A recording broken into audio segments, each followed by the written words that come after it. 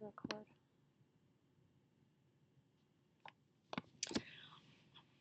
Okay, we'll go ahead and get started. If other people call in, we'll just let them join us where we're at. So my name is Jennifer Davis, and I am one of the consultants that was hired to do technical assistance through the Department of Health. And then joining me today is Sarah Nicholas, and I'll let her introduce herself.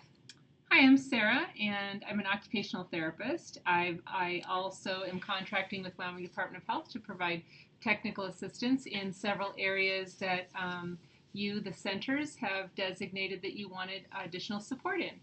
Christine Demur is not with us today. She was monitoring, and she may be stuck in a snowstorm somewhere.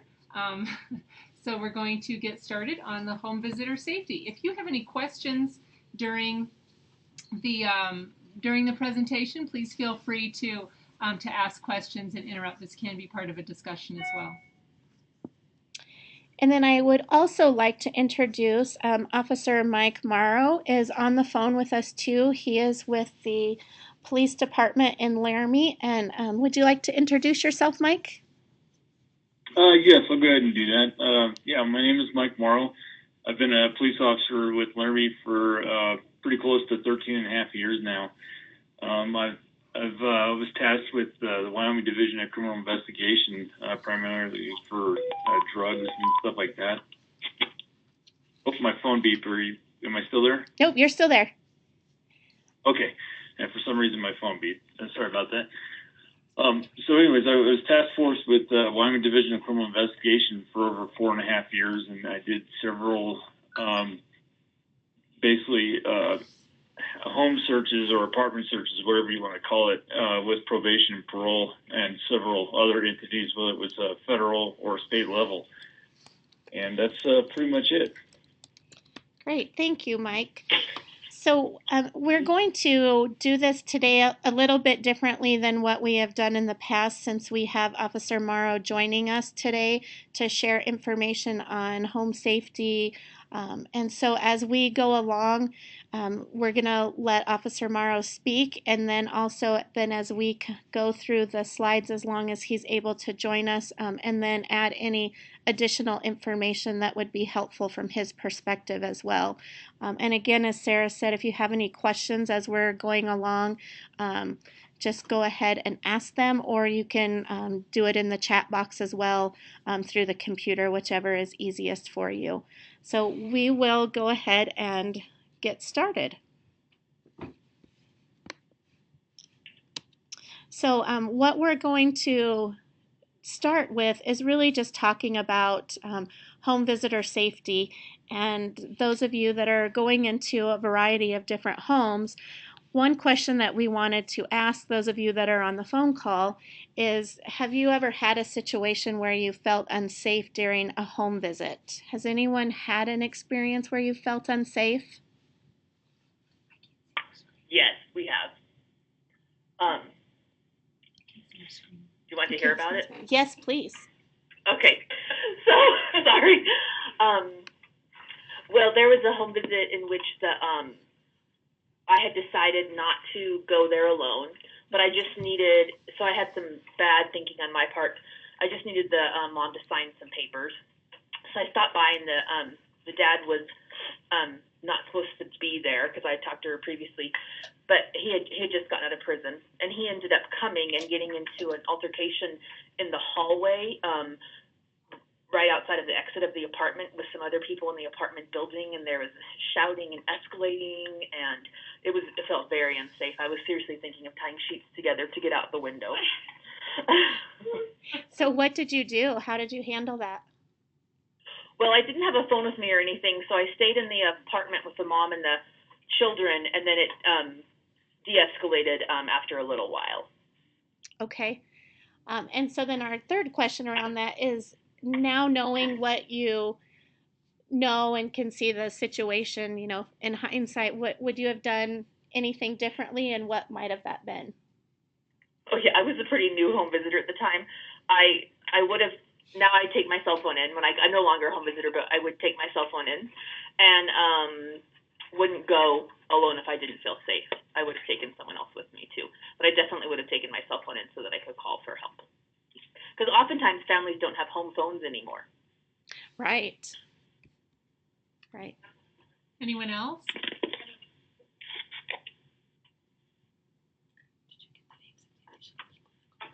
This is Terry Dawson, and I know that when we had the home visiting program through the Parents as Teachers, some of our staff, and I can't give you specifics, and I can't remember all the details, but I do know that once there was one of them that went in, and mom was a very low income family, dad was drunk,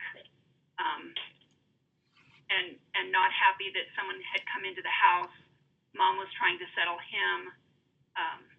Our home visitor was alone, and she was very nervous, but ended up getting, settling in with mom, did her thing with baby, and kind of cut things short and got out of there as quickly as she can, but was very, very uncomfortable. And I can't really remember what we said, how we resolved it, or next time if we had her go in with someone else, but I just remember that was one instance that she was very nervous. It was scary for her. Thank you for sharing, Terry. This is Sarah. One of my most memorable home visits is I was working with 3 small children in the home all at once, the triplets, and the mother was there, and the grandmother came in the door, and they had a physical altercation in front of the front door.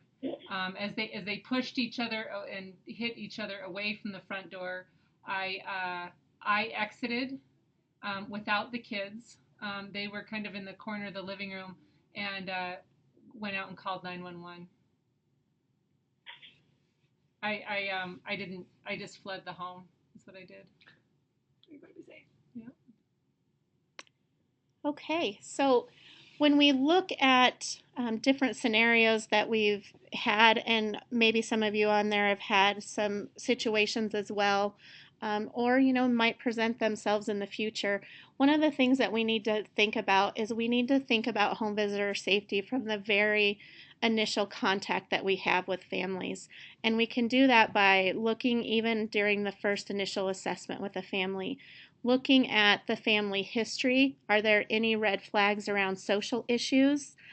Looking at any of the stressors or concerns from the family. For those of you in the child development centers, when you do the RBI, making sure that you're asking some of those questions that give you good information about things that might not be going so well in that family currently. What do their relationships look like? Is there tension in their relationships? They may not disclose domestic violence right away, but just asking what the nature of their relationships is can also give you a little bit of insight and how they react and what their body language looks like. Those of you that were on last month's call, we talked a lot about that. Also, make any note of potential violence that's been in the history of that family. Look at current and past issues around substance abuse, mental health, criminal behavior, child welfare. All of those things can be red flags for you when you're working with families. Oftentimes, we know in Wyoming the number one reason that kids are abused is related to substance abuse. So we know that oftentimes substance abuse and violence go hand in hand.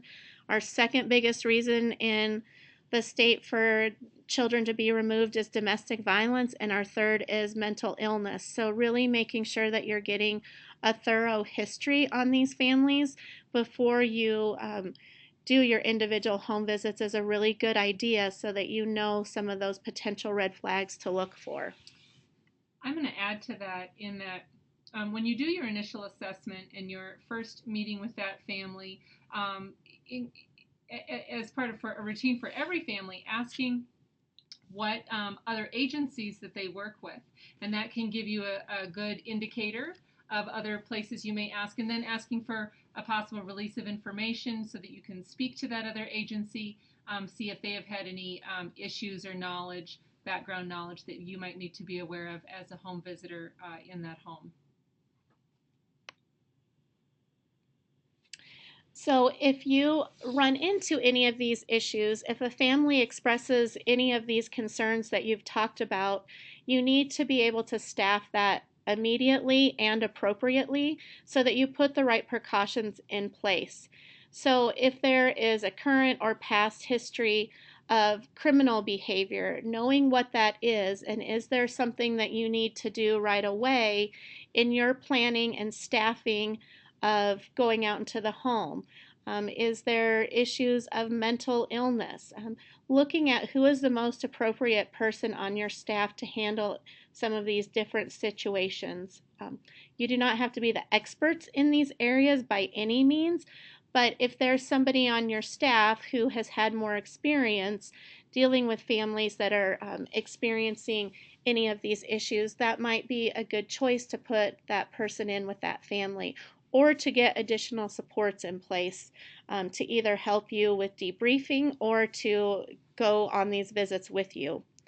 You also want to make sure that you're looking for any of these signs while you're there and asking questions because it's really important to know what is happening prior to going in, but then while you're there as well, making sure that you're asking the right questions when you're there to see if there's anything else that you need to address or resources that you need to provide for them. I'm going to jump in and ask, we're going to get to this in a bit more detail, but does your agency have a specific home visitor safety policy or procedure in place? Region 13, do you? Yes, we do. We have a policy and a procedure. Okay. How often does your staff required to review it? For sure at orientation and then annually. Okay, that's awesome. How about you, Pick? I'm sure that I couldn't tell you right now. Parents as teachers, I'm sure that there was a policy with that. Yep, There was. yeah. Terry, hey Terry, this is Erin Swilling. I'm on the phone, so I'm happy to speak for that time frame, and because I worked with Terry at that time frame, and I can say there was a policy. You're just going to save my tail on this. I'll save you. I got your back, Terry. I'm here for you. The one important thing to really remember as you're having these conversations is just knowing how to ask the questions appropriately so that you're not putting the families on the defensive, and then also be aware that they may not disclose some of this information to you initially. It's very private information. You're a stranger to them. So just making sure that you're building that rapport and relationship so that you can keep coming back to these over time as well. This shouldn't just be a one-time discussion through your initial assessment or your first home visit. This should be ongoing discussion. Even if something hasn't happened in the past, things can come up as you are in that home doing home visitation. So you want to make sure that you're addressing these on a regular basis as well. The very most important thing is if there is anything that is questionable about your safety, do not do the visit and put yourself at risk. Make sure that you excuse yourself from the visit for some reason, or you don't go in the first place, because it's not worth your safety for sure. And so when we look at then going to the visit, the most important thing is to really be prepared. You want to make sure that you have everything in place before you ever step foot into their home. So you want to review that file. So maybe somebody else did the evaluation in your center and you're going to be the home visitor going out. Make sure that you debrief with who did the evaluation to answer any of those questions that were asked, and then also review the file, because maybe something will jump out at you that didn't necessarily jump out at someone else that did the evaluation. Know your agency's safety policy for home visiting if you have one. If you don't have one, that is going to be a discussion that we'll have towards the end of this about ensuring that you do get one if you don't currently have one. Know your resources in case of emergency. All else fails, dial 911. So making sure that you have your phone with you. And when I did home visiting before, I did not take my phone in with me because I always had this perception in my head that it was rude to bring my phone into the visit, and I didn't want to insult the family. And I had an issue where that was very scary. At one point, I had a father come to the home and came there with an aggressive demeanor to essentially beat up mom, and I was on the floor with the baby, and it was a very scary situation, and I did not have my cell phone with me. And so it really is a good idea to make sure that you have that with you. The other thing is, let someone know where you're going and when to expect you. And I'm not saying that you should have a micromanaging policy in your organization by any means, but if there are homes where there's some questionable behaviors that you're just uncertain of, make sure that you tell someone where you're going, when you get there, when you go in, and when you come out. And it could just be as simple as sending somebody a text message just saying, hey, I arrived. I'll be in here for 1 hour. And then when you come out, send a text saying, I completed my visit. And it doesn't need to be anything more than that. But if there is any questionable safety, you need to make sure that you're letting somebody know where you are. And I know when I was at Stride Learning Center, we did our schedules and we put them into a folder for supervisors and that to see. But as you all know, those change so frequently. A family may call and cancel, or they might say, can we bump the visit back an hour? Can we move it to tomorrow? So just having those on file isn't always adequate to ensure your safety. So just make sure that you have another way of doing that. You always want to make sure that you have adequate transportation that's reliable in case you need to get out of there quickly. Carry your driver's license and a small amount of money on you when you go into your visits. This is a good precaution if something happens. So somebody, we can hear some talking in the background. If you could mute your line, that would be wonderful. Take your work ID with you. Make sure that if you do have work IDs that you don't have ones that are on a lanyard, because that can be hazardous for you. Don't wear excessive jewelry, especially things around your neck that can be pulled on, or earrings that can be pulled on. Wear sensible shoes in case you do need to get away quickly. You might not want to wear the stilettos to your home visit. Just for safety purposes, for sure. And then again, always carry your cell phone with you.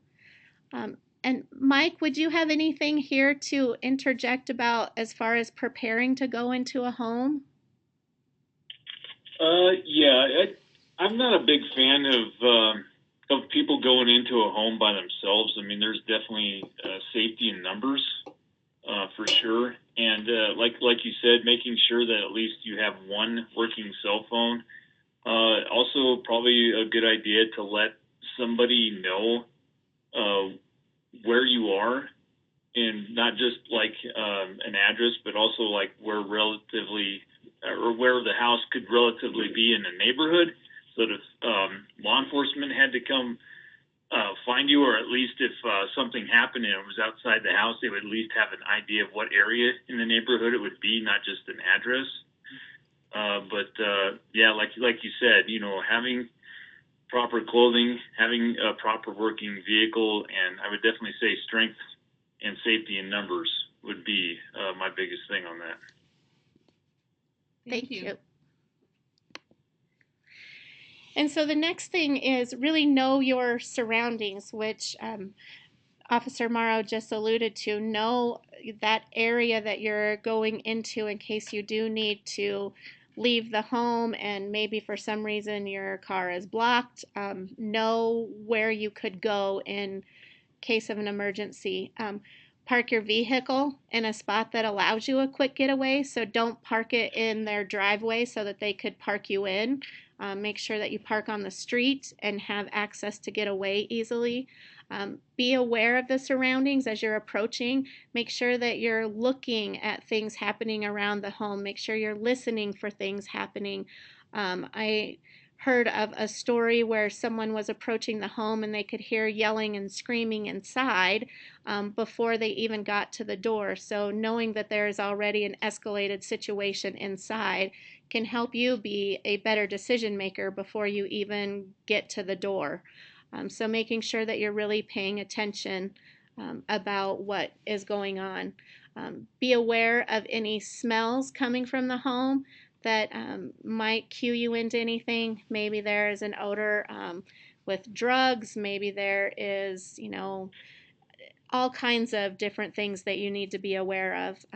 Always lock your valuables in your trunk prior to arriving to the visit. So don't grab your purse out of the passenger seat, pop your trunk, and throw it in there before you go in. That can alert people that you do have a valuable in your car. So make sure that maybe as you leave the office every morning that you put it in your trunk so that you don't have to do that in front of each home. Be aware of anything that appears unusual. Is there anything out of the ordinary? If you've been to this house before, you know what it looks like, you know what the surroundings look like, then you approach it on a different day and something just doesn't look or feel right, you need to go with your gut. So make sure that you're really paying attention to what things look like out around the house as well. And then also, if you're ever approached when you're outside by a bystander, just make sure that you are safe. And if that person persists on talking with you or trying to intervene in any way, then you need to yell for help or get out of that situation as quickly as possible as well.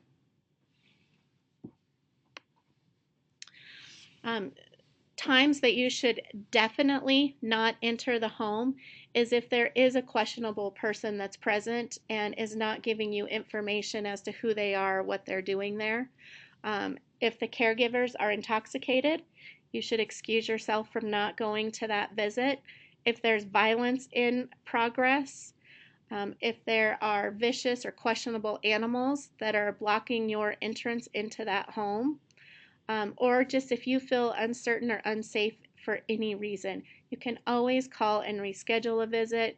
You can, use a reason that, I just got a call, related to my family or related to whatever that might be. Have some sort of reasoning in your head that you would use if you needed to excuse yourself from not going into that home. Or, if it's just unsafe, you can even say, I'm going to need to reschedule the visit and do it another time. Officer Morrow, do you have anything to add with that? My biggest thing would be is if there's any questionable behavior, such as the potential of a domestic violence, or it is perceived that it could lead to domestic violence, immediately call the police and have them respond. It doesn't take much for a verbal exchange to turn into a physical exchange. So calling law enforcement and having them respond immediately to help de-escalate the situation would probably be the best thing to do on something like that. And do they call like a local law enforcement number, or would they do that through 911? I would recommend calling 911. Okay, thank you. Because like I said, if it's already at the point where words are going back and forth and it's starting to escalate, it's not gonna take much time for it to turn physical. So calling 911 and getting officers over there immediately would probably be the best course of action. And then would you also recommend that they stay on site in their vehicle until you arrive? What should that individual do while they're waiting for you to arrive? If the situation is potentially leaning towards violence and towards the people that are going in and checking on the house or on the people, remove yourself from the situation. Don't put yourself in harm's way if you don't need to. However, if it's a situation where, let's say it's a family and the husband and the wife are or in a verbal exchange and it's only between them and you don't feel that you're in harm's way, then be a good witness for law enforcement. You can pretty much tell law enforcement what was said, and if it does lead to violence, you can tell them exactly what course of action took place so that the law enforcement, when they arrive on scene, they pretty much know exactly what to do because based on your testimony. And then I have another question too. So all of these individuals that are on the call would be going into these homes for the purpose of serving a child in that home. So knowing that there is a child in the home, is there anything different that they need to do in their reporting or anything that they need to do as a bystander, knowing that there's a child in there? Yeah, if you want to make sure that the child is safe or out or away from being able to see the violence or the verbal exchange or whatever it might be, that would probably be good. But again, it really the way it's reported to law enforcement would be no different. The only thing I would include is this was said between the husband and the wife, and the child was present, or while I was present, I saw this, and then law enforcement can hopefully make the right judgment call, whether it's leading to an arrest or at least bare minimum documenting the incident, or whatever would need to happen. Okay, thank you. Jen, can I interject a question? Yes, please. So I've got another question too. I know one of the other slides that you were at was something about recognizing unusual smells. I don't know I was recently at a DEC training, which is Drug Endangered Children, and one of the things that some of the law enforcement officers did was pass around little vials of different kinds of drugs, and so they let us smell them. And I can honestly say, even after lots of years now in home visiting situations, I would never have known that some of the smells that I smelled from these drug containers might have been clues to me that they were smells in the home of drugs. So when we say unusual smells, how do home visitors identify what that means? Do you know what I mean? What that means? How do we know that there would be drugs in the home based on a smell? Is there a way to help us know a little bit more about that? Well, probably part of it too is going to depend on the condition of the residence that you are going into. Such as when I was in DCI, a large amount of the residents that I went into, I'm not trying to pick on anybody, but they weren't really well taken care of. And the hygiene of these people was not really all that good at all. So, with the exception of marijuana, marijuana is so prevalent that you can pretty much smell that through anything. But certain smells, like everybody says, well, if you smell the odor of cat urine, then there's a meth lab in there. Well, that's not necessarily the case. A lot of these people have cats, and they just let their animals roam free throughout the house, and it smells like cat urine because it's legitimately cat urine. But at the same time, if it's something where you've been to this house before and you notice that the smell is different every time you're there and it's not a cleaner smell, you might want to start asking some questions to see if they'll kind of open up to you a little bit. When I was in BCI, we went to a house to do a search for probation and parole, and we were going throughout the house.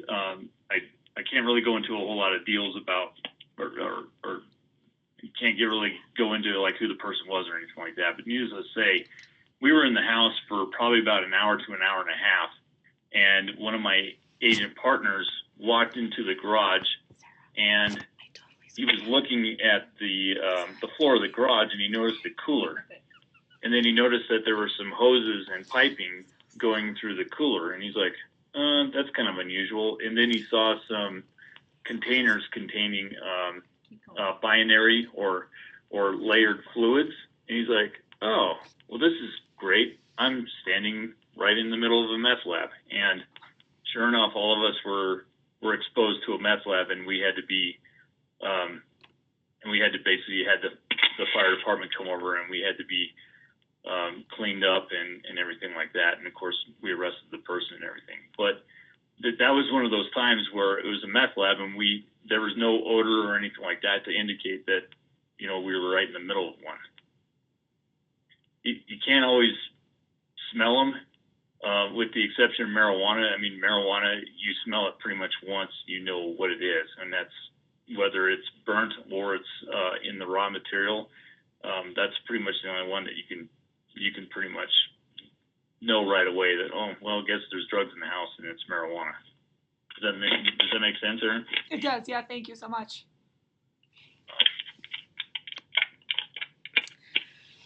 Okay, so then if you feel that it is safe to finally enter the home, then as you enter into the home, there's a few things that you need to consider as well.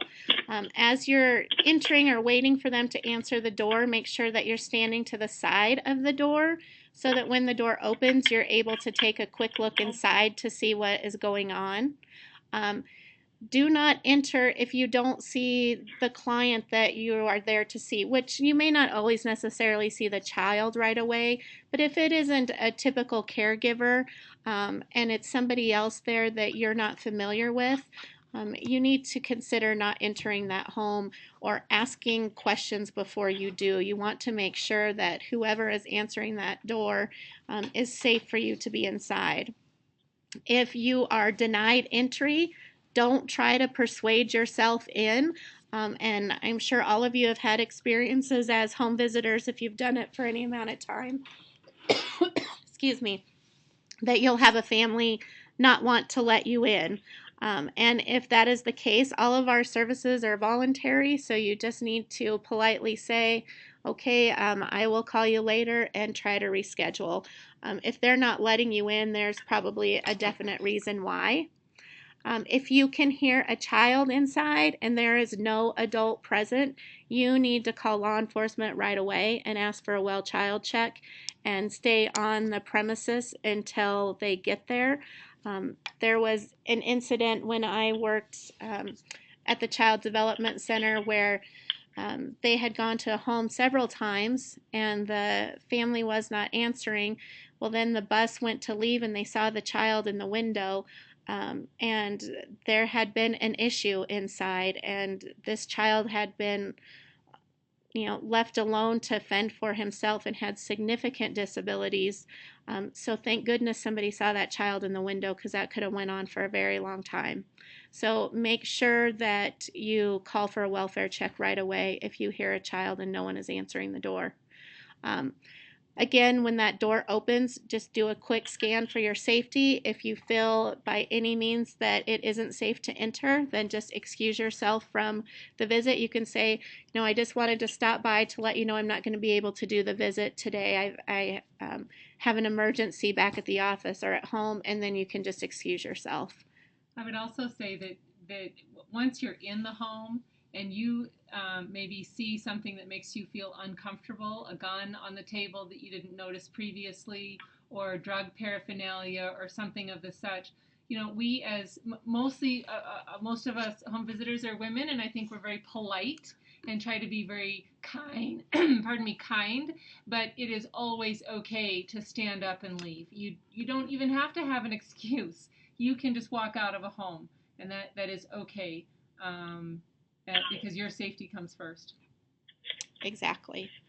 And then just observe for any suspicious behavior while you're in there. Is, the mom or dad or the caregiver acting different than they typically do? Is there something that, just doesn't feel right when you're there? Do the children look or act differently than they typically do? So make sure that you're making those observations ongoing through that entire visit and always having your guard up while you're there, which is hard to do sometimes when you're engaged with a young child and you're working with them specifically, but make sure that you are aware of your surroundings once you're inside as well.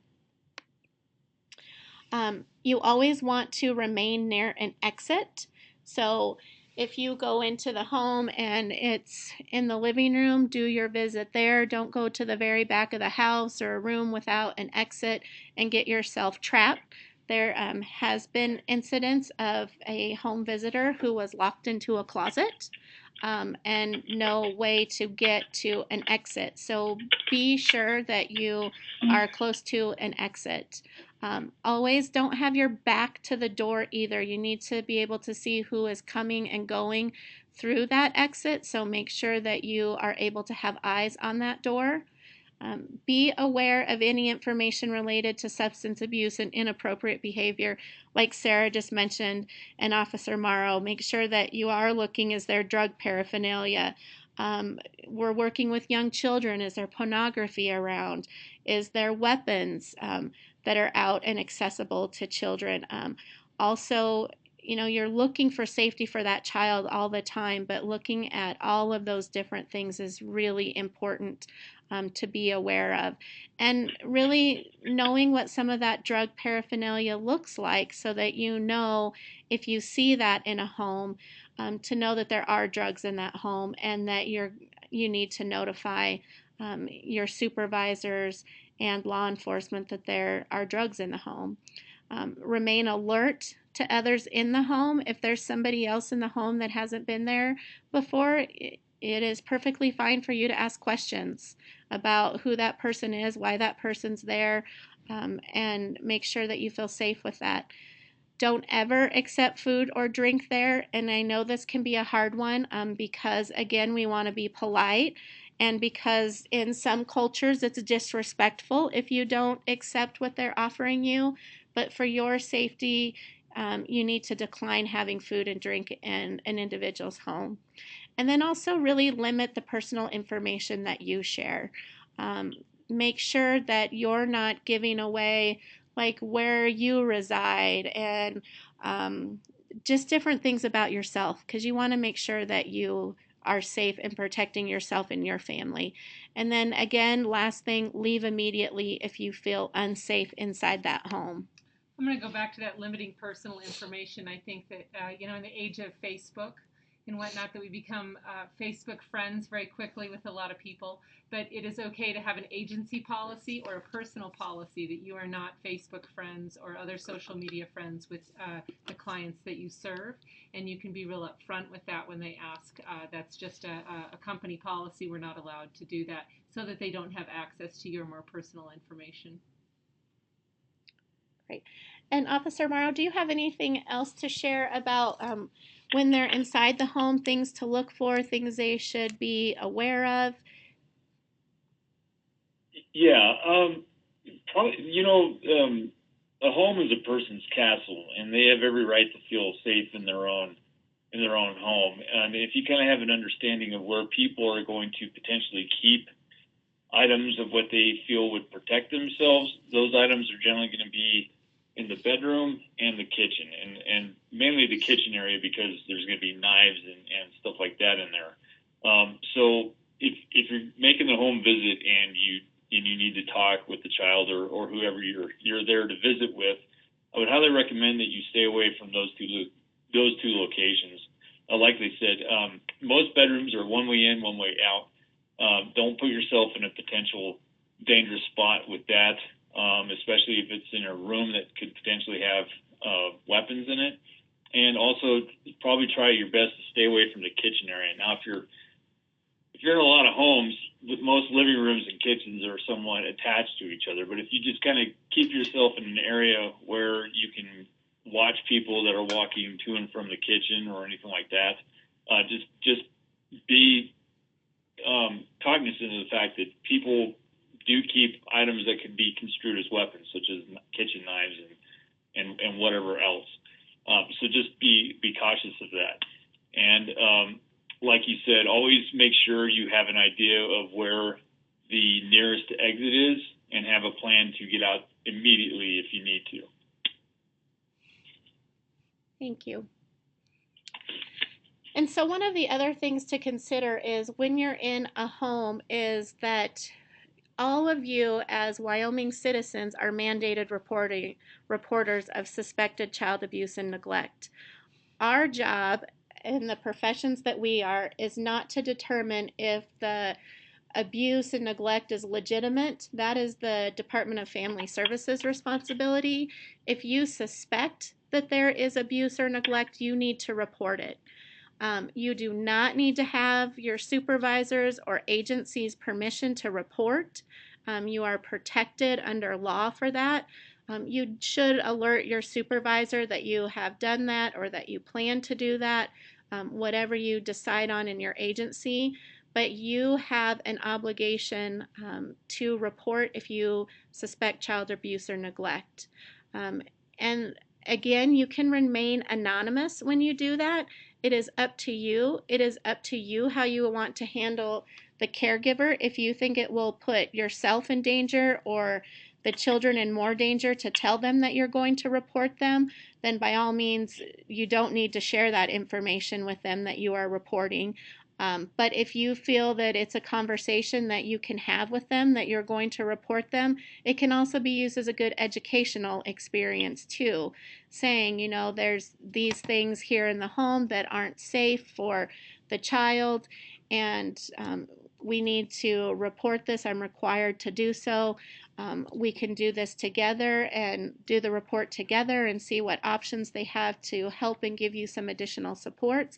If you feel comfortable doing that, that is ideal. If you do not put yourself at risk. You can report that to the Child Welfare Agency and law enforcement afterwards. If there is immediate danger, you need to call 911 immediately and report that. And do not call Department of Family Services then. You need to call law enforcement. Law enforcement and medical personnel are the only people who can remove children in our state.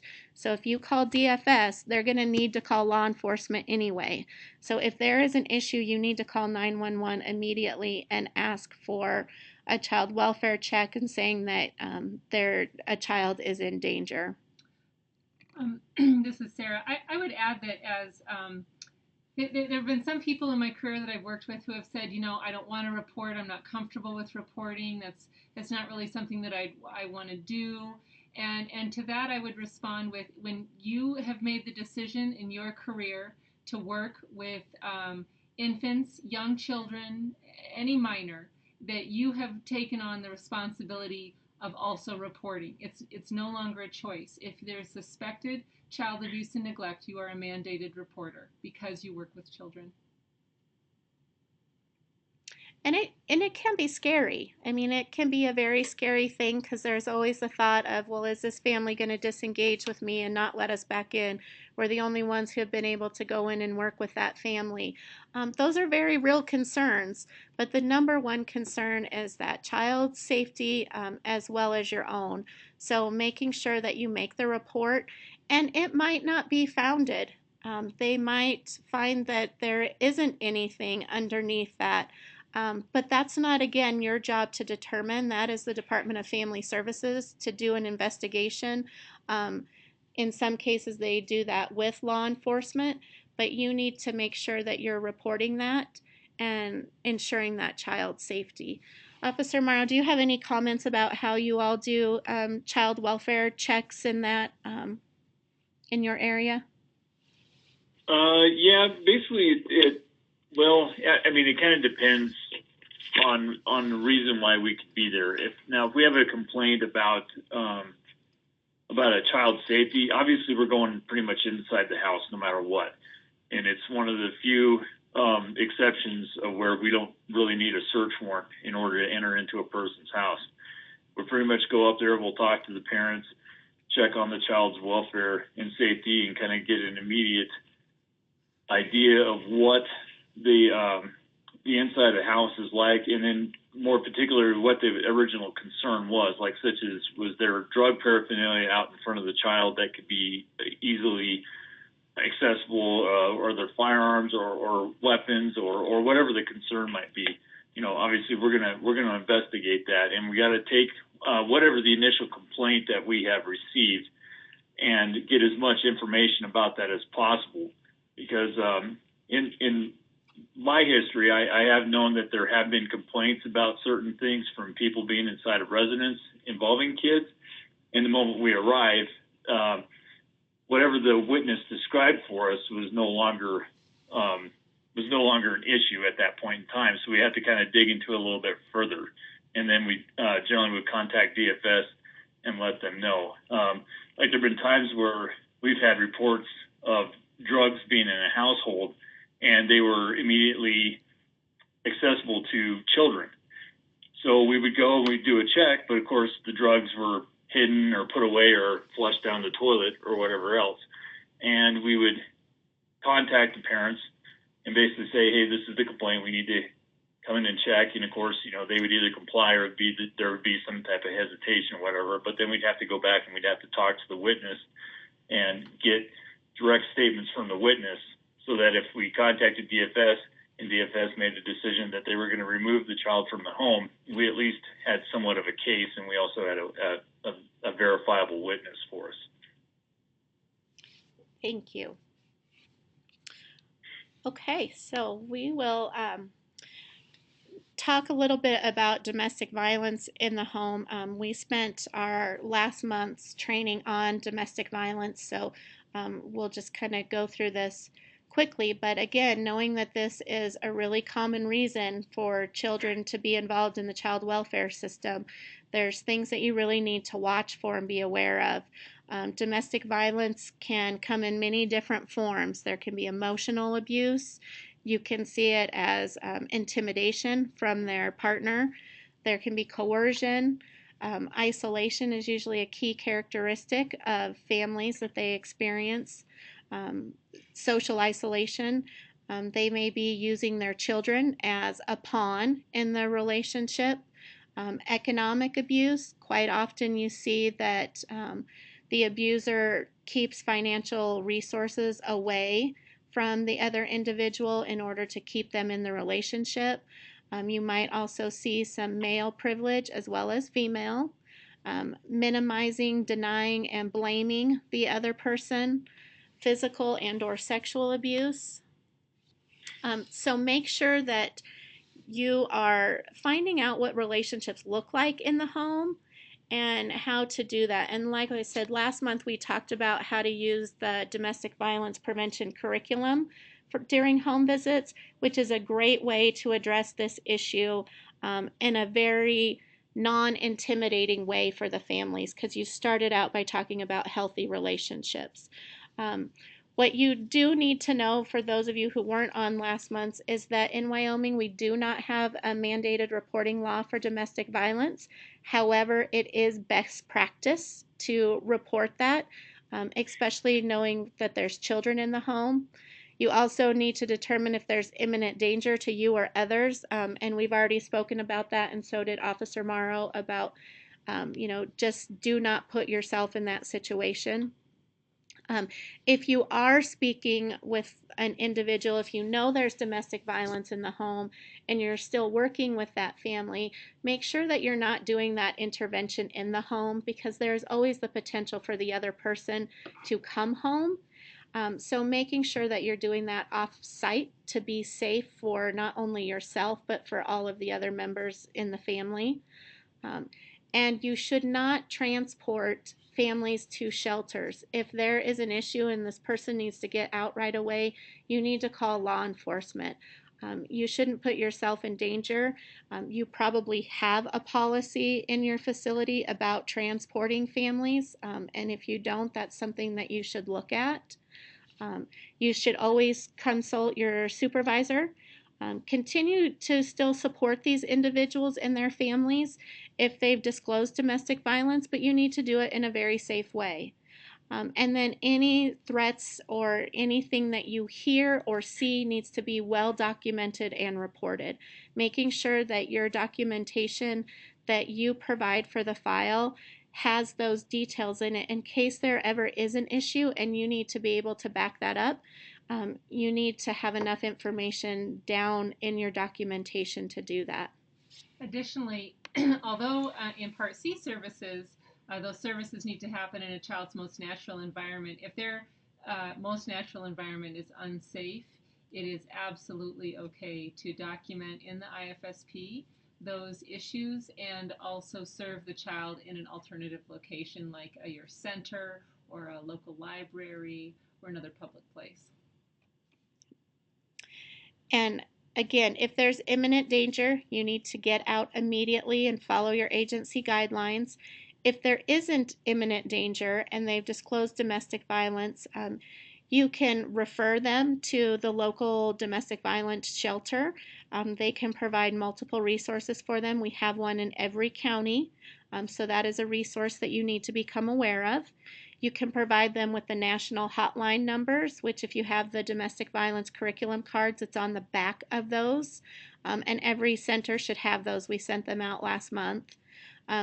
Utilize any of your resources that you have from using your domestic violence curriculum or from other resources that you have in the community. Making sure that you always are doing something to connect these families to resources. Whether they choose to use those or not is entirely up to them, but we need to do our best to make sure that they have the information that they need to get the help that they need when they're ready for it.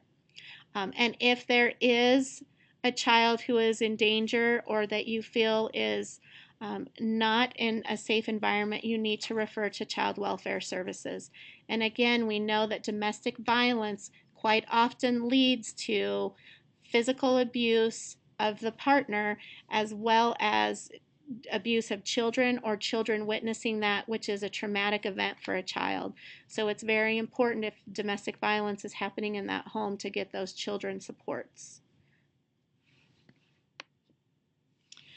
The other thing that we talked about in the beginning was looking at mental illness or psychiatric emergencies, making sure that you're just aware of some of the characteristics that you need to look for and get an additional assessment for if you see hallucinations or delusions, just bizarre behavior or speech that's different, extreme lethargia, the person's catatonic, like non-responsive, extreme changes in hygiene or functioning, significant changes in sleeping and eating patterns, loss of interest in just their daily activities, which can be a sign of depression.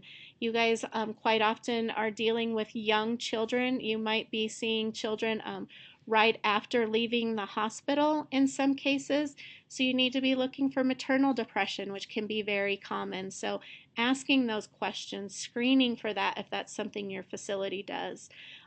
Those feelings of hopelessness or helplessness, rapid mood changes or extremes in mood, dangerous or aggressive behaviors, self-injurious behaviors, stopping medications or combining medications or using medications and illegal substances and or alcohol.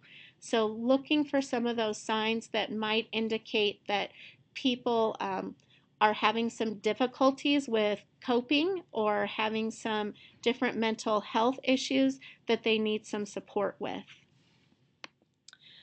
Officer Morrow, do you have anything to add around mental health and that and being in home or signs to look for?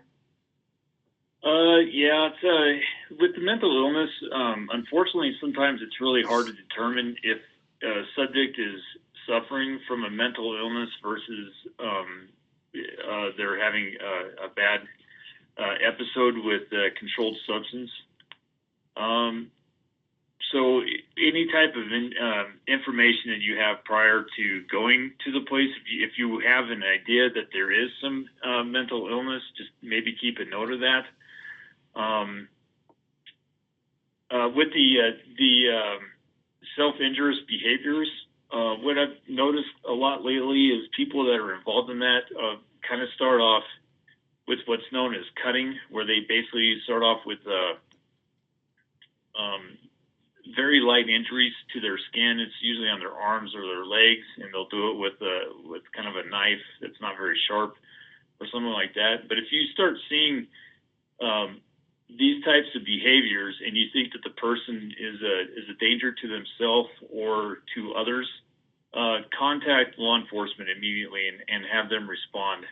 Because if it's a situation where the person is a risk to themselves or others, then law enforcement can basically take them to the hospital and get them treated, especially if it's something where they're supposed to be on some type of medication to kind of alleviate the mood swings that they would have. And if it's something by simply law enforcement showing up and getting them to the hospital so they can get their meds and they can start returning to a more normal state, then that would be very helpful. The one thing with mental illness and somebody that is potentially high on drugs is that they can be potentially a high risk to you because their attitude is very unknown, and they can be going from calm to collected to angry and violent in a matter of split seconds. So just make sure that you're being safe, and it's something. If you realize that, maybe law enforcement should be here because I'm noticing these signs, then don't hesitate to call law enforcement and have them arrive on scene. Thank you. And Officer Morrow, I had an incident once when I was doing a home visit with an individual, and this individual reported to me that he was suicidal. And so I called law enforcement with him present. And one of the questions that they asked me on the phone, which I hadn't thought of before because, of course, I was a nervous wreck, was, are there weapons in the home? And keeping that person in the same vicinity with you, because he reported that, yes, there were weapons in the home. And so I needed to keep him within eyesight of myself until law enforcement arrived. Can you share anything with that? So basically, our because we're in law enforcement, and we have the proper tools to generally deal with people that are like this. Obviously, if somebody tells you that they're suicidal or potentially suicidal, and they have a weapon or anything like that, and they're kind of showing some dangerous behavior towards yourself, remove yourself from the situation as best you can. Don't ever put yourself in harm's way. Our frame of mind is in law enforcement, if somebody is potentially suicidal, then they can potentially also be homicidal. So be very cautious of that. If somebody has immediate access to a weapon, whether it's a knife or a firearm or something, whatever that could cause harm, don't put yourself in a situation where you can potentially be a victim in this. But if it's something where they're calm and they're collected and they're saying, I'm feeling this because of this or whatever, then again, be a good witness for us, because I can't tell you how many times I've received a complaint that a family member or a friend or a coworker is concerned about somebody because they've made comments to them that could be construed as being possibly suicidal. And the moment we show up, and we look like cops, we've got all the gear, the tools, the guns, whatever, and the person just automatically shuts down and doesn't want to talk to us. Well, if we have prior statements from a witness saying, no, the person said this, that, they were going to take a rope and, go to the tree in the backyard and hang themselves. Well, that's a pretty important statement. And if we have, a piece of rope, sitting in front of the person, and there's obviously a tree in the backyard that they can hang themselves with, and then we have a statement pretty much verifying everything, but the person themselves are not giving us the information, well, then we can make the judgment call on our own on whether we're going to take that person to the hospital and potentially make a case for a Title 25, which is basically a mental wellness evaluation and getting them to behavioral health. Thank you. That's very helpful. Which leads us into the next slide is about suicide plans. And what Officer Morrow was just sharing, knowing some of those red flags, some of those vague statements you need to be aware of, sudden changes in their feelings and behavior, lack of interest. And so really don't ignore those vague signs. And then you can always ask that question, are you thinking about suicide? Or are you feeling like you want to hurt yourself? And so it's okay to ask those questions so that we can get people the help that they need. But again, as Officer Morrow alluded to, make sure that your safety is priority as well. And if there is an active suicide attempt, as we just said, call 911, ensure the safety of the others in the home. Don't leave the person alone. if it is safe to do so. Ensure that they don't have immediate access to their choice of weaponry or however they were intending to commit suicide. And then you also want to alert your supervisor immediately as well. And real quick on that too, just because I, in my personal experience, I've run into this before, is somebody does tell you, hey, I'm feeling suicidal and I plan on killing myself. You know, don't be afraid to ask them, well, how do you plan on doing this? Because that can be a pretty vitally important tool for law enforcement when they arrive on scene, especially if the person shuts down and doesn't want to cooperate with law enforcement at all and basically give us a statement. Just basically call them out on it. I mean, be very careful how you call them out, but basically don't be afraid to say, okay, well, that has me kind of concerned. Would you mind explaining to me how you plan on killing yourself? Well, they say, well, I've got a gun in my bedroom closet and I'm going to walk over to it and I'm going to go shoot myself. Well, obviously that's cause for alarm, but that's a pretty good statement for law enforcement to have. And then when law enforcement arrives on scene, explain to them exactly what the statement was that was said. And if you have a way of recording that statement, that would even be better. Thank you. And Officer Morrow had kind of already alluded to this, that someone who is potentially suicidal could potentially be homicidal as well. So again, notifying law enforcement, notifying if there is somebody that they're making a direct threat against that person knows to ensure their safety.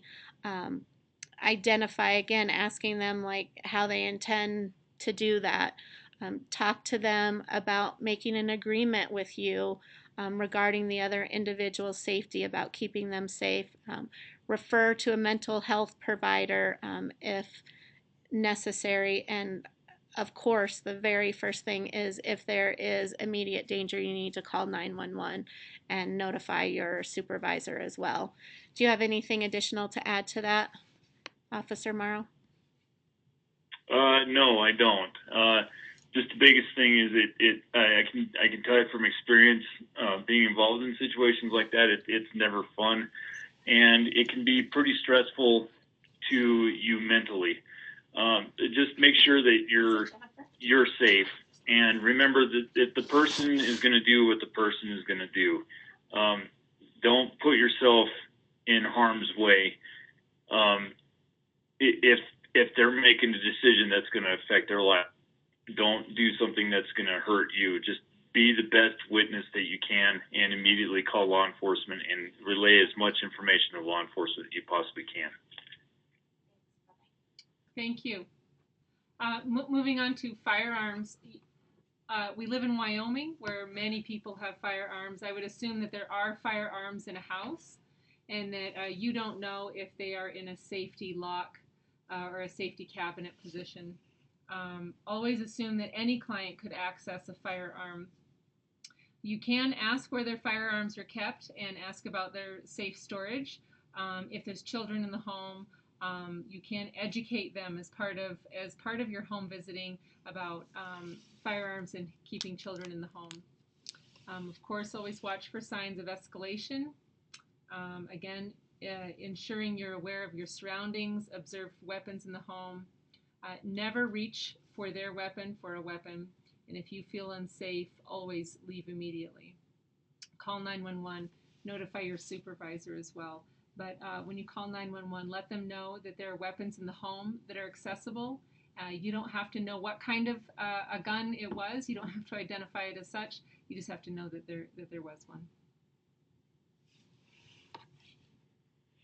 Officer Morrow, do you have any specific safety things around firearms in the home or different things that they should ask or look for?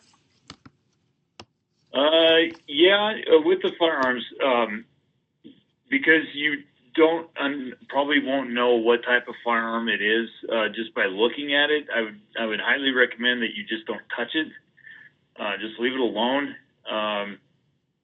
Especially if it's like an old commemorative type firearm that might be loaded and it might go off for any reason whatsoever. another thing, this is kind of related to the firearm stuff, but not so much.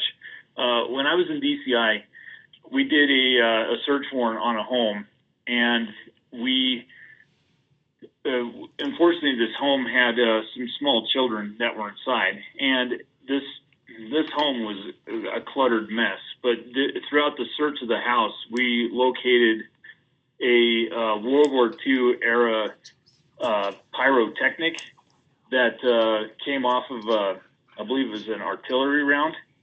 Up in Vitavu back in the early World War I and World War II days, they used to do a lot of bombing up there.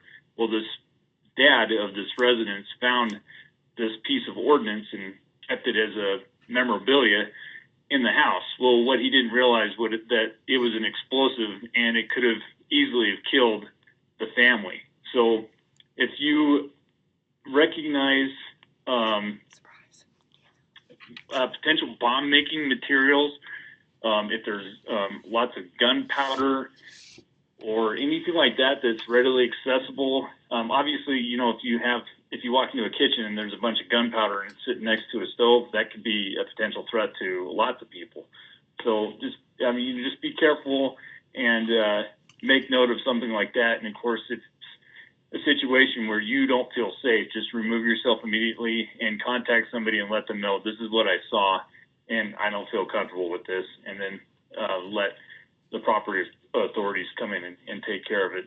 When we found that bomb or that potential pyrotechnic bomb device, we had to call our explosive ordnance disposal team to come out and remove that piece of ordnance and stuff. And the father had no idea just how dangerous it was to have this piece of gear. And luckily it was still stable to the point where it wasn't a true threat, but that could have easily deteriorated and been bad. So just be cautious of stuff like that. And just be safe when you're around stuff like that, or if you have an idea that you're going into a place where people do keep things like that.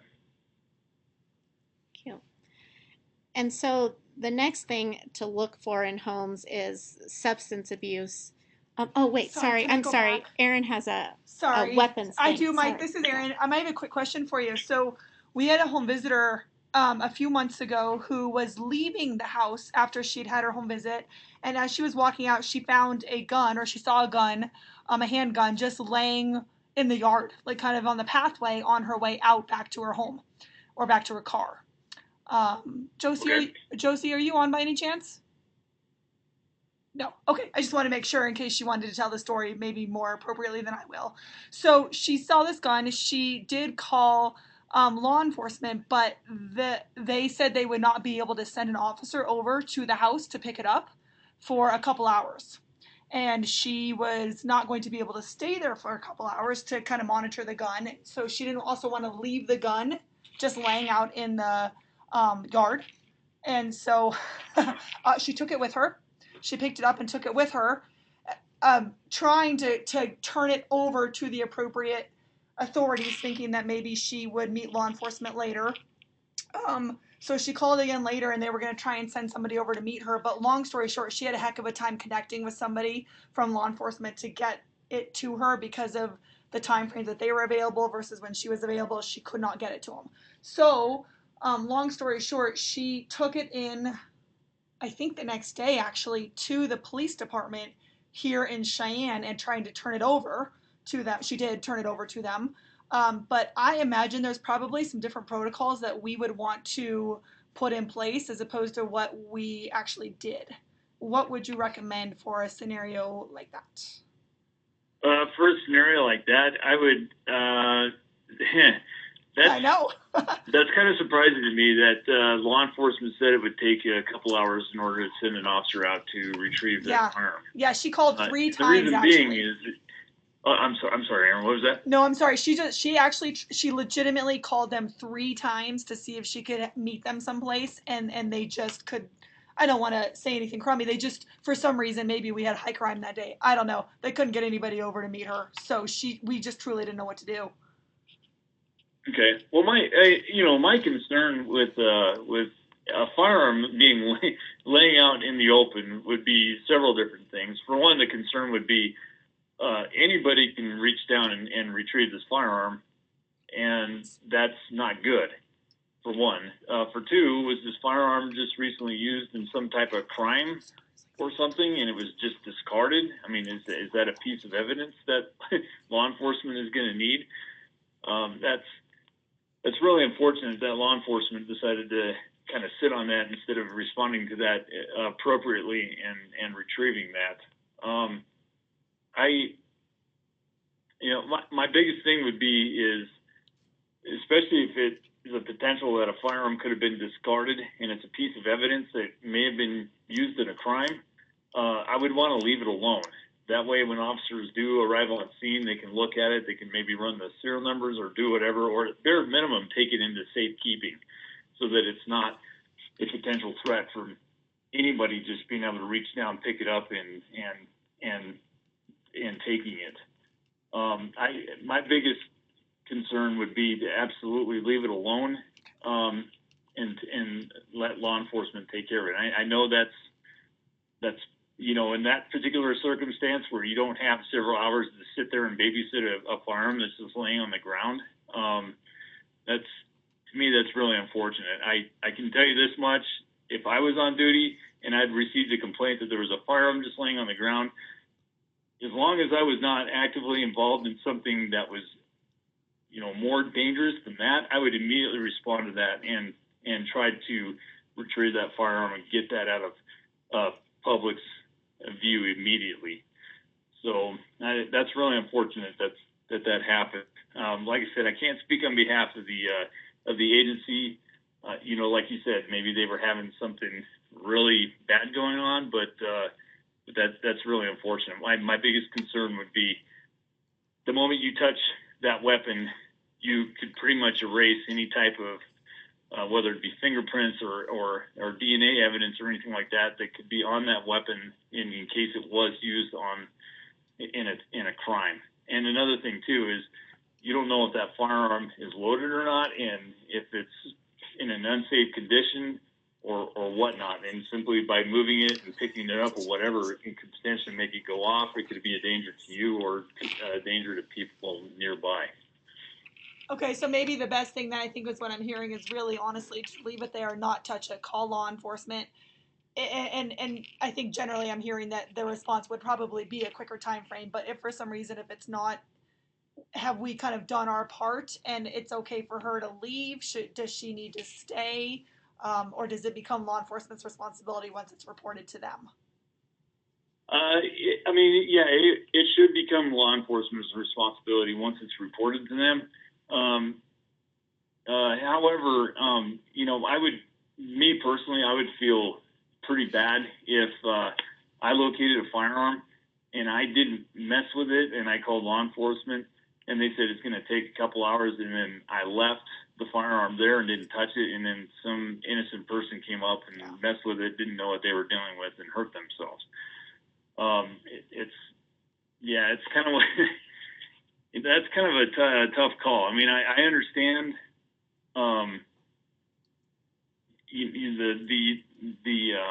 the value of time and stuff like that, but for me that would be a pretty tough call to make. Okay, all right, good. Thank you for your thoughts on that.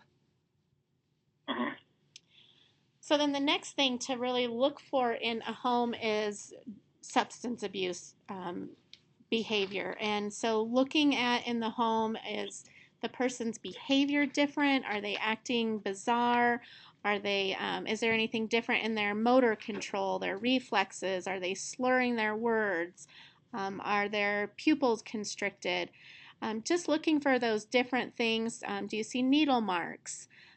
Smells that we talked about earlier, looking around the area for drug paraphernalia lying around on tables, on the floor, anywhere that you could possibly leave something. So looking for things like mirrors or razor blades, pipes or bongs, needles, syringes, burnt spoons, bent spoons, rolling papers, empty prescription bottles, liquor cans, anything that would indicate that there is inappropriate drug activity going on. And Officer Morrow, will you just share some things that they should look for related to drugs? And I know you've already shared a little bit about meth labs, but can you just share a little bit about what's really important to be aware of in the home related to that stuff? Yeah, it's no surprise really to anybody that marijuana is probably the premier drug that you're probably going to encounter doing this type of stuff. The thing though with marijuana though is generally you can smell it. If you're in close proximity to it, whether it's raw or somebody had just recently smoked it, you're going to smell it. And that should be a pretty good clue to you whether or not you're going to proceed going into that residence or notifying law enforcement or whatever.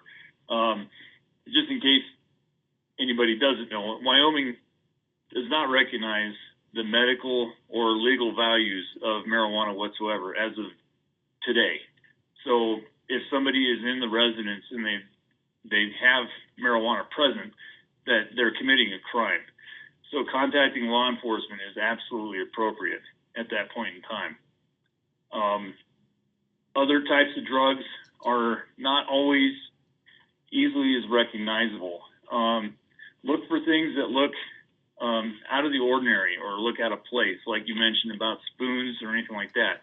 But it's not so much just about the spoons, but if you're in a living room area and you notice that there's a spoon and it's got burn marks or it's sitting next to a lighter or it has some type of weird substance on the inside of the spoon, then that's probably an indication that they're using that spoon for drug type use. Cans, pipes, wrenches, stuff like that. Most marijuana is smoked with a glass type pipe or a metal pipe. That's pretty much easily recognizable.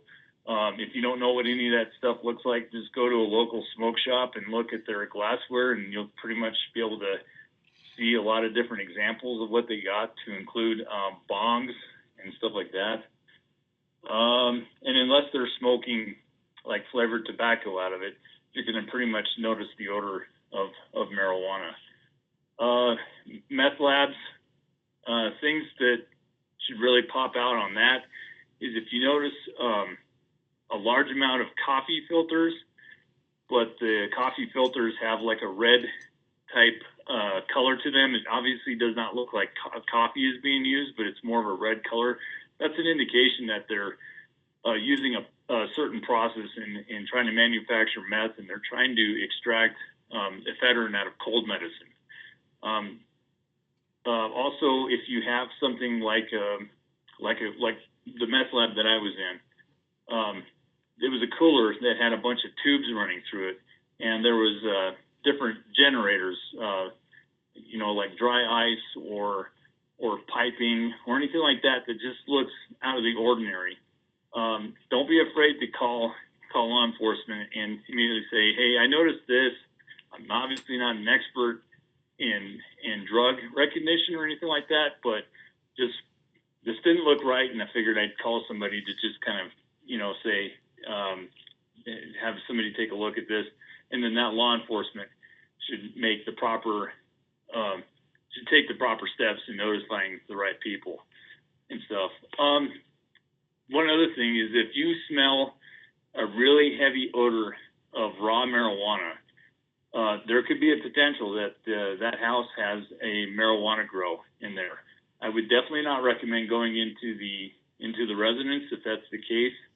And the reason being is because while I was an agent with DCI, our protocol was that if we potentially had a marijuana grow, we had to take the proper steps and treat the marijuana grow the same as we would if we had a meth lab. And the reason for that is because most indoor marijuana grows don't have the same type of ventilation that most,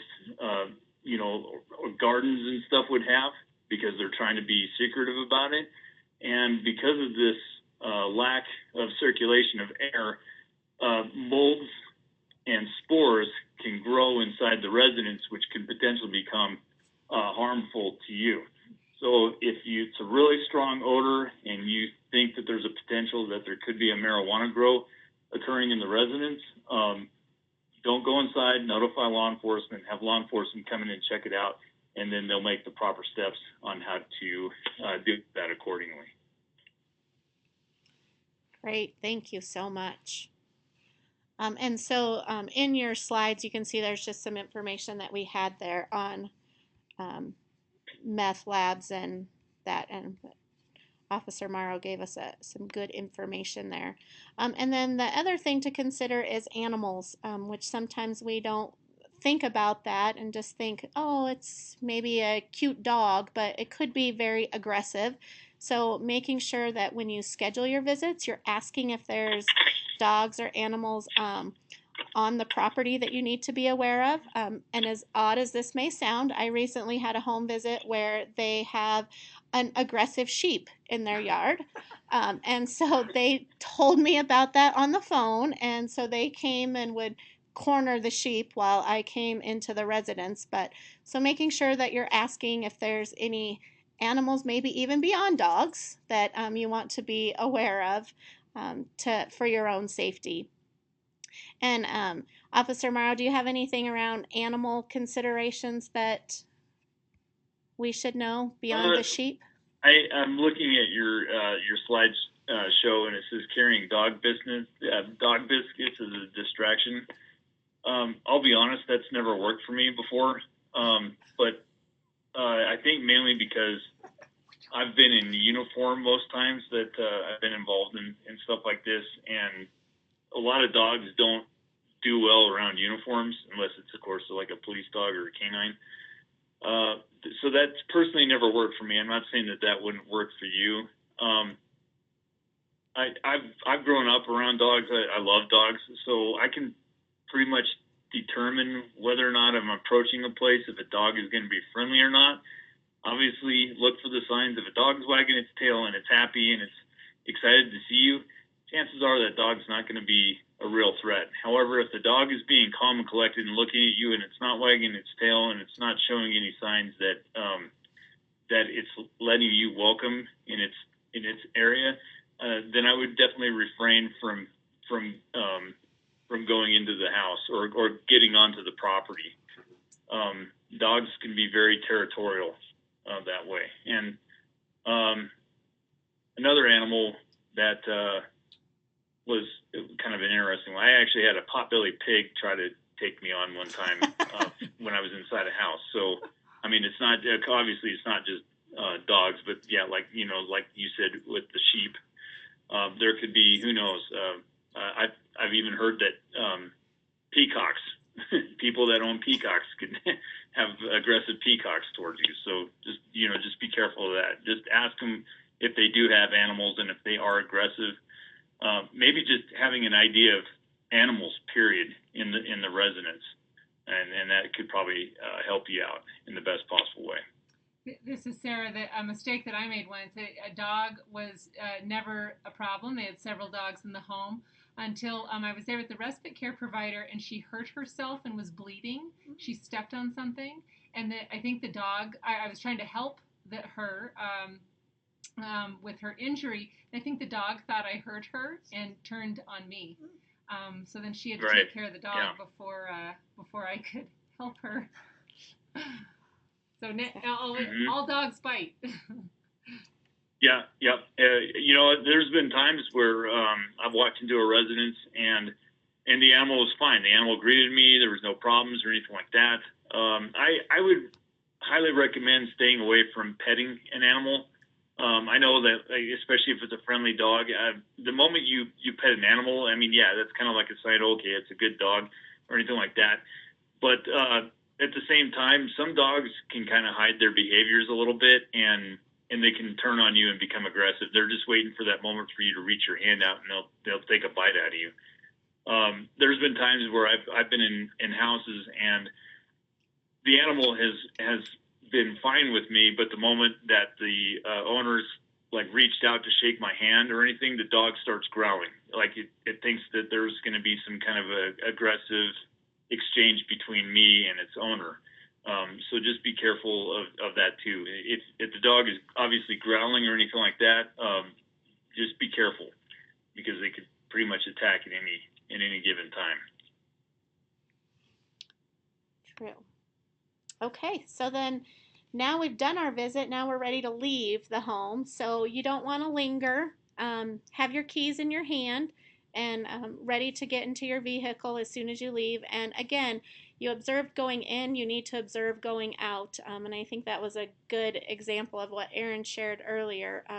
Something wasn't there when you went in, but was when you came out. And that can kind of clue you into, something's just not right around here. So making sure, again, that you're really aware of what you're walking out of and into moving to your vehicle. Especially, I know many people probably don't do home visits in the evening, but in the winter months, it gets dark early, so you might still be there when it's getting dark. So making sure that you're really paying attention to things going on around you as well.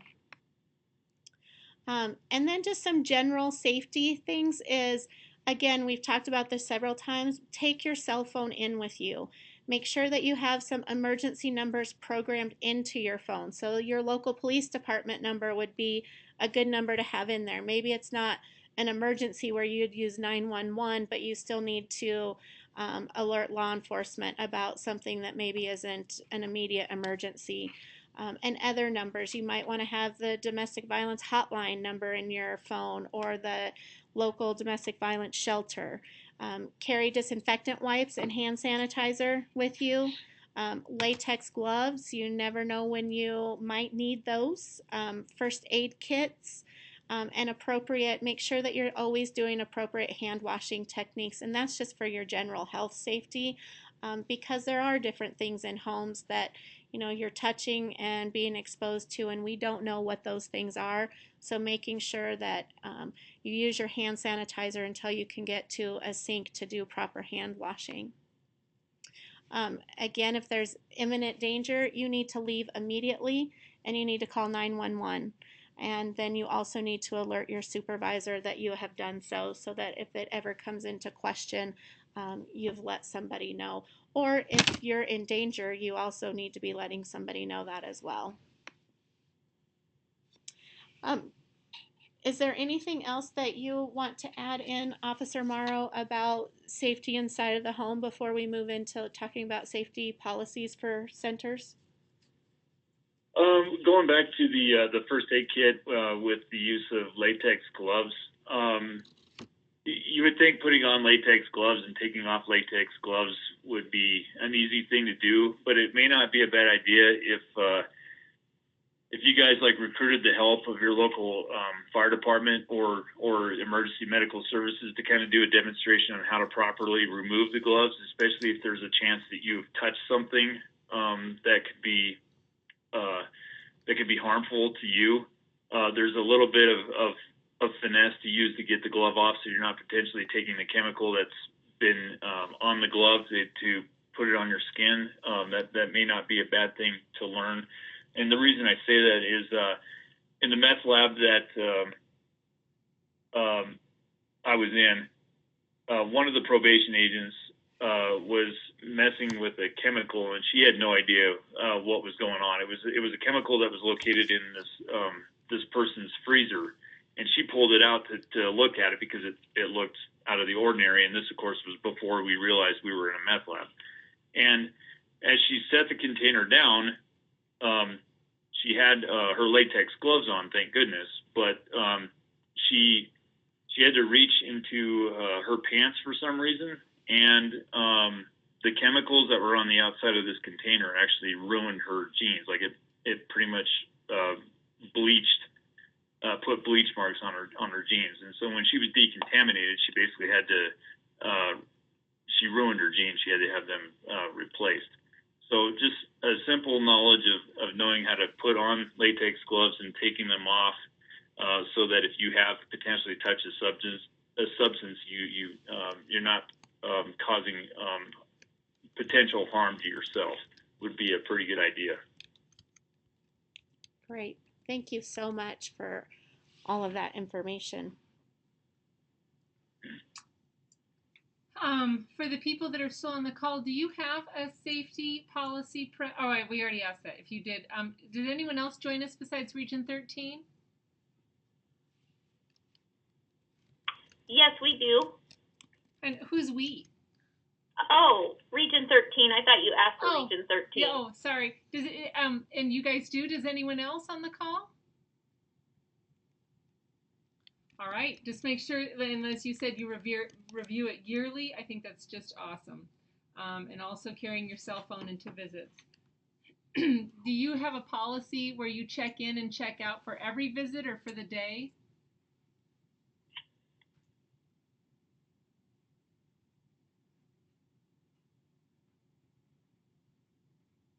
Yes, we do. Region 13. Yeah, Region 13, we do. And we have a book like you talked about earlier that people write in and out of, and then they update us if they're going to be somewhere else. Oh, good. Good.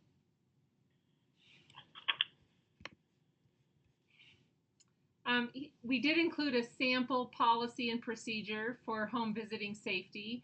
And this is kind of a mismatch that we took from different places. We didn't reinvent the wheel here. We just created a list for procedures. But basically everything that we've talked about today, should any of the centers on the call need an example of a safety policy.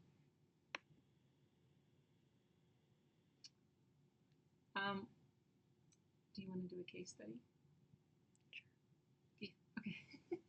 And I think we'll do a case study. We've got several listed here, but maybe let's do this first one. We've talked a little bit about the other two. You're in a home with an infant and a mother. You're sitting on the floor and working with the baby. Mom is sitting nearby. You know what? That was my example. I'm going to skip that one. Let's go to the middle one. You're in a home with a 2-year-old who has limited mobility. Mom is on the phone and yelling at her partner. Both are clearly fighting. What would you do? Anybody out there want to answer?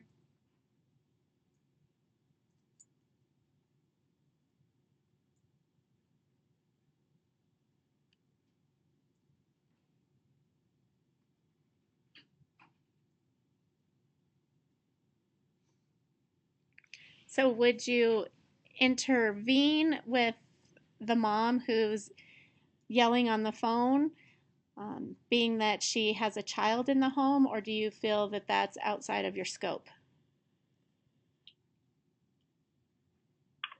I just want some clarification. Is the partner on the phone with her or in the room with her? On the phone. On the phone. I would probably stay and wait till she got off the phone, and then just since you're there with a 2-year-old, and then to talk to her and try to ask more information and make sure that she's okay, probably before I left. Since he's not in the room, the other person. But I don't know if that's right. Yeah. I think that's a tricky one because things can escalate quickly if that partner were to come. I mean, people on phones, on cell phones, he could be, sitting outside the house. You don't know that, so. But yeah, that's true. Yeah, this incident happened to me this week. What did you do? What did I do? I did wait until she was off the phone. I was holding the baby, and I was just about to leave the home visit anyway. It was at the end of our session. And I started to wave at her like, I have to go. And then she got off the phone and we debriefed and talked a little bit. She had calmed down and then I left.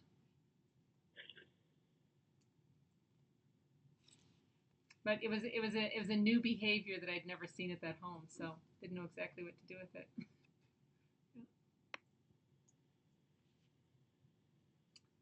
So after you've had a traumatic incident, it's very important that you take care of yourself too. Be sure to debrief with your supervisor and participate in some reflective supervision. You definitely need to ask for professional help if you feel like you need it. You can also talk with your coworkers and try to process some of that. Also perform, of course, daily self-care, exercise, meditation, and quiet time. Those types of things can help you. And if you determine that maybe you need a break from that family or from home visiting in general, then maybe those are discussions that you would need to have with your supervisor.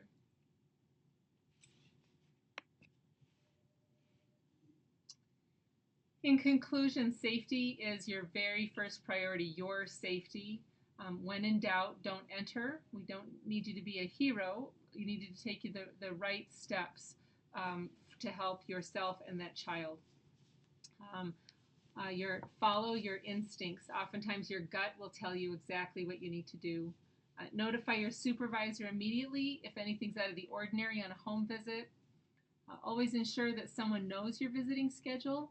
And of course, follow your agency's policy for home visiting safety.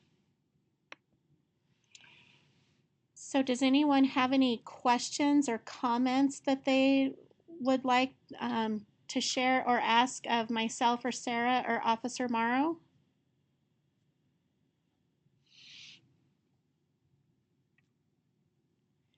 And Officer Morrow, do you have anything additional that you would like to share in conclusion? No, not really. I think we've covered everything that I can think of at this time. Well, I'd like to say that you home visitors, be safe out there. Keep your wits about you. Sometimes this job can feel like a somewhat dangerous job when you're going into other strange situations, but we know that your commitment to kids, their well-being, and their learning and development is absolute top priority for you. And so these are just great things to keep in mind for your own safety. Listen. Thank you to everyone who participated today, and thank you so much, Officer Morrow, for joining us on this call. You were able to share a lot more information than we would have been able to share, so thank you so much. Absolutely, it's a pleasure. Thanks for inviting me to participate in this. All right, and thank you, everyone, and have a great afternoon. We'll see you in a month for the next one on outcomes.